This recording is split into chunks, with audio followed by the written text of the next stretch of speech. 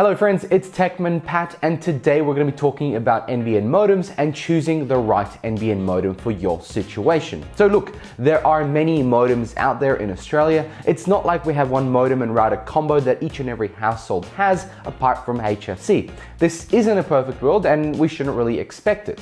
In saying that, it means that there are so many different use cases, options, and performance expectations from the users that allow these differences. I also want to point out that if you are a power user, you probably don't have the stock standard RSP provided modem anyway. You may have gone out and bought a Nighthawk, for example, which seems to be the most popular one out there, but it's a premium price of 300 plus Australian dollars. In any case, this video is for those new to the NBN and who are trying to decide and learn what they need to get the best out of their connection without going overboard on prices and effort.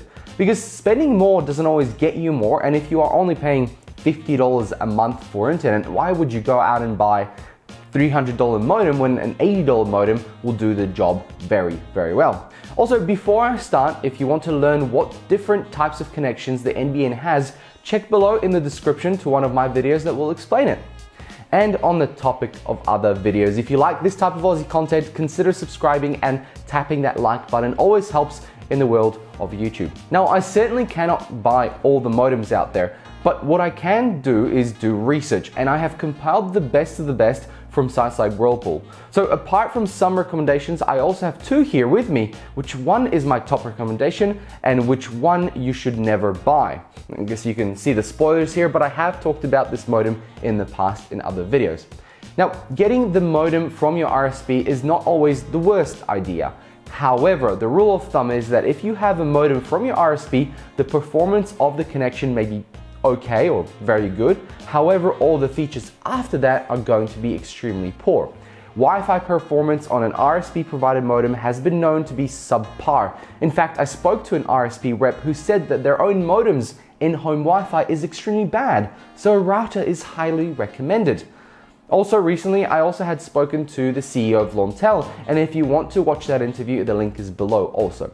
With his own company, he recommends a modem and Wi-Fi router to be separate devices, giving you more control, and in case of a problem, you don't have to swap out that single combo unit, you just swap one or the other out. So I have compiled a few recommendations that should cover most situations. Let's start with the bargain hunters at entry level. The Linksys X6200 wireless AC750 is priced at $35 and is an entry-level modem with wireless capabilities, 4 gigabit ports. It's dual band, so both 2.4 GHz and 5 GHz Wi-Fi with moderate speeds, and price that if you are on a budget, you'll be very happy. You can even plug a USB drive to share files on network, but no telephone services. The price is from Amazon AU, so if you want to get it delivered around the time you sign up for an NBN, it should all arrive at the same time because it's Australian stock. All right, next one. It's the FRITZ Box 7490 Wireless AC750. The FRITZ is an expensive piece of hardware which provides telephony connectivity, but at 260 on average, and with also average Wi-Fi performance, it's hard to justify it unless you really need that landline. In saying that, the modem performs very well. The extras include 2 USB 3 ports, so it's much faster transfer rates if you plug in a hard drive, and you can also plug in a USB based printer. It also has 4 gigabit LAN ports, so you'll have top speed when transferring files within your own network. Remember, most internet speeds will never reach gigabit on the LAN, so it's good to have a bit of headroom if you're transferring files. The Billion 8900 AX2400 wireless AC2400 modem is $389 from PLE, and you may be wondering why it's so expensive. Well, this is made for the business user in mind. Great modem connectivity, solid Wi-Fi with great speeds, and fail over to a 4G connection. While you do need to get your own USB 4G modem that you plug into the USB ports, it is supported. It's not a budget option, but with the way the NBN is these days, it might save some frustrations for some. And really, is there a price you can put on frustration? All right, on to the next one. Netgear Nighthawk X4S D7800 wireless AC2600 modem. Now, the Nighthawk is a gamer's dream modem, looking as sleek as well as a hawk at night or a spider in the attic. Either way, it looks cool. It packs a whole bunch of performance too, with a dual CPU, eSATA connectivity for your bigger hard drives and faster connection than USB 3 at this stage, and high-spec Wi-Fi. I mean, at which point is this not just a small PC? Hey, give us a like if you want to see me build a modem out of an old PC. Could be interesting, could be a good project. In any case, the price you're looking at is an eye-watering $395 to $450, depending how generous a retailer feels at the time. If you want to pay more, go to Harvey Norman. If you want to pay less, go to see the guys at PLE, for example. Now, next one up is the Netcom NF10WV. Now, Netcom has been around for a while, and if you're on a budget and need a landline, well, this one has VoIP, a decent Wi-Fi, and has been confirmed to work with most RSPs providers very well. Starting at $99, it's a good buy, better than renting a modem and buying a router. I imagine most people who need VoIP are not really looking for high performance. Is that a fair assumption?